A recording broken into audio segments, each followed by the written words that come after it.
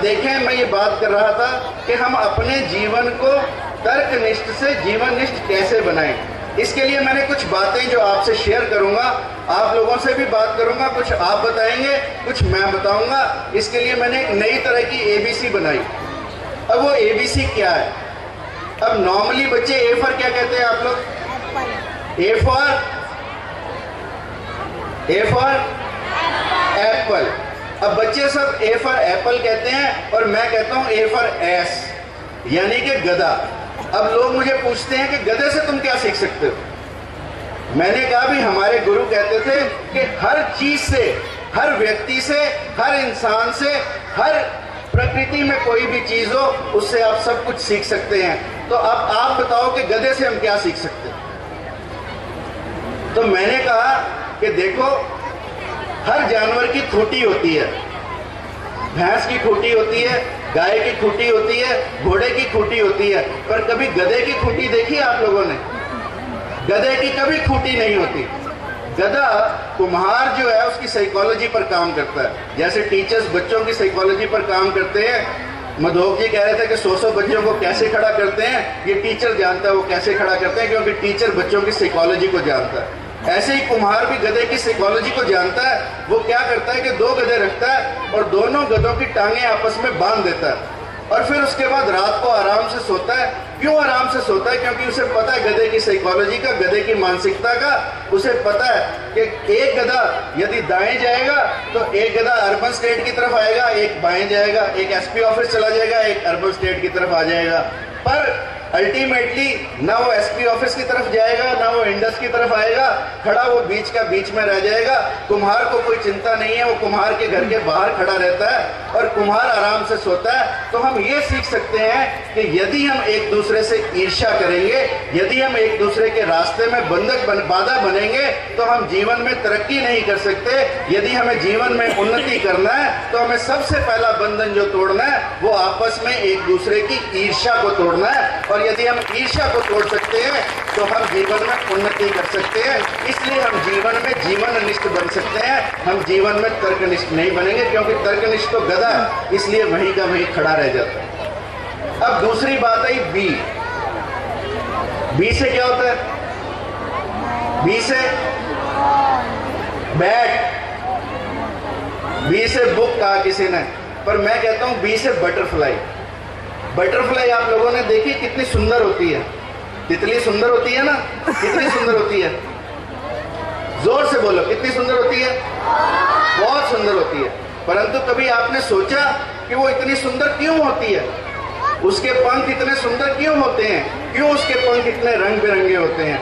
तितली के पंख इसलिए सुंदर होते हैं क्योंकि तितली जब प्यूपा से बटरफ्लाई बनती है, जब अपने प्यूपा से पूरी की पूरी तितली बनती है तो बाहर आने के लिए पूरा संघर्ष करती है। जो बाहर का शेल होता है, जो उसके खोल होता है, उस खोल को अपने पंखों से तोड़ती है, यानी इतना संघर्ष करती है कि वो पंख उनके साथ घिस घिस कर इतने सुंदर बन जाते हैं कि बाद में हम कहते हैं वारी तितली। और यदि हम उस खोल को तोड़ दें तो वो तितली इतनी सुंदर नहीं बन सकती, ना इतना जी सकती है। इसलिए दूसरी बात जो मैं बच्चों को कहना चाहता हूं तितली के माध्यम से, कि संघर्ष करना हमारे जीवन का ध्येय होना चाहिए, चाहे हमें सफलता मिले या ना मिले, क्योंकि संघर्ष जीवन में सबसे ज्यादा जरूरी है। Hard work is the key to success and there is no shortcut और substitute for hard work and struggle. Therefore we need to struggle in life. अब आ गया सी। सी से क्या कहते हो तुम लोग? कैट। पर अगर मैं ये कहूं क्रेन, CRANE, क्रेन, क्रेन का मतलब होता है बगुला। बगुले को तुमने देखा कैसे ध्यान से बैठता है? देखा है ना? इतने ध्यान से बैठता है और बिल्कुल नहीं हिलता। पर जब उसे मछली दिखाई देती है तो पूरी फोर्स के साथ नीचे जाता है और अपनी मछली को, अपने शिकार को उठा लेता है। यानी इतना कंसंट्रेशन बगुले के अंदर जैसा हो, ऐसा कंसंट्रेशन यदि आप लोग देखो, तुम तो आराम से बैठ भी नहीं सकते, कभी इधर हिलते हो कभी इधर हिलते हो। कंसंट्रेशन हर चीज में जरूरी है, चाहे वो हम पढ़ाई करें, चाहे हम लिखाई करें, चाहे हम किसी परफॉर्मेंस को सुने या किसी को देखें, तो हमारे अंदर इतना कंसंट्रेशन होना चाहिए कि बाकी सब चीजें पीछे रह जाएं और हम अपने जीवन में अग्रसर हो सकें। डी से डॉग। डॉग से हम बहुत सारी चीजें सीखते हैं, हम लॉयल्टी सीखते हैं, हम फेथफुलनेस सीखते हैं, और ऐसा कहते हैं कि जो बच्चा है उसकी नींद कुत्ते की तरह होनी चाहिए, श्वान की तरह होनी चाहिए, श्वान निद्रा, यानी कि जैसे जरा सी आवाज से कुत्ता उठ जाता है ऐसे ही हम उठ पाए। पर मैं तुम्हें जो कहना चाहता हूं वो है duck, D for duck. Duck को आप देखो, देखिए ना ऊपर कितने आराम से होती है, पर यदि नीचे पानी में देखो तो बड़े जोर से पाँव मार रही होती है। इसी तरह से यहाँ सब हमें शांत नजर आता है। यदि तुम पीछे जाकर देखो, हॉल पीछे जो एरिया है उसमें बच्चे कितनी मेहनत कर रहे हैं, फटाफट तैयारी चल रही है नेक्स्ट आइटम की, और जो करके गए हैं वो फटाफट तैयारी कर रहे हैं अगले आइटम का। इसलिए हमें ऊपर से शांत और अंदर से तेजी से पाँव मारने चाहिए, जैसा कि यहाँ पर हो रहा है। सामने सब शांत है पर पीछे इतनी एक्टिविटी है, तो that is like a duck. और जैसा डक काम करती है वैसा यदि हम करेंगे तो हम जीवन में तरक्की कर सकते हैं। फिर ई पर मैं कहता हूं ईगल। ईगल ऊंचा उड़ती है ना, बोलो बोलो, ऊंचा उड़ती है ना ईगल। ये बच्चे नहीं बोलते, इनको ईगल ही नहीं पता क्या होती है। इनको पता इसलिए फर्स्ट आए, इसीलिए स्टेज पर बैठे, इसीलिए इनके इनाम है। ईगल क्या होती है? ऊंचा उड़ती है ईगल। कभी सोचो कि ईगल इतना ऊंचा कैसे उड़ लेती है? ईगल इसलिए ऊंचा उड़ती है कि जब ईगल की मां ने अंडा देना होता है तो मालूम कहां पे घोंसला चुनती है? वो पहाड़ की सबसे ऊंचे पेड़ की सबसे ऊंची टहनी पर घोंसला बनाती है। और वो घोंसला मालूम किस चीज से बनाती है? तिनकों से नहीं बनाती, वो घोंसला बनाती है कांटों से, वो घोंसला बनाती है नुकीले पत्थरों से।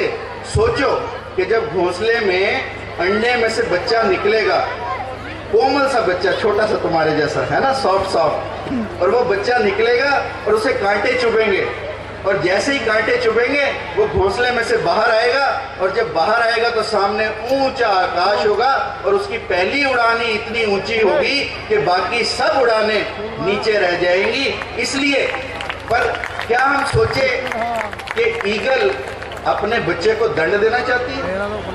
क्या हम सोचें कि ईगल निर्दयी है, अपने बच्चे की देखभाल नहीं करना चाहती, अपने बच्चे को कष्ट देना चाहती है?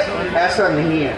वो माँ होने के नाते ये चाहती है कि मेरा बच्चा पूरे आसमान की ऊंचाइयों को छुए, पूरे आसमान में घूमे, इसलिए अपने बच्चे को थोड़ा सा कष्ट देती है। और यदि आपके टीचर्स भी आपको थोड़ा सा कष्ट दें, आपके माँ बाप भी आपको थोड़ा सा कष्ट दें, तो हमें कभी बुरा नहीं मानना चाहिए, क्योंकि वो हमें कष्ट देते हैं ताकि हम ऊंची उड़ान भर सके। इसलिए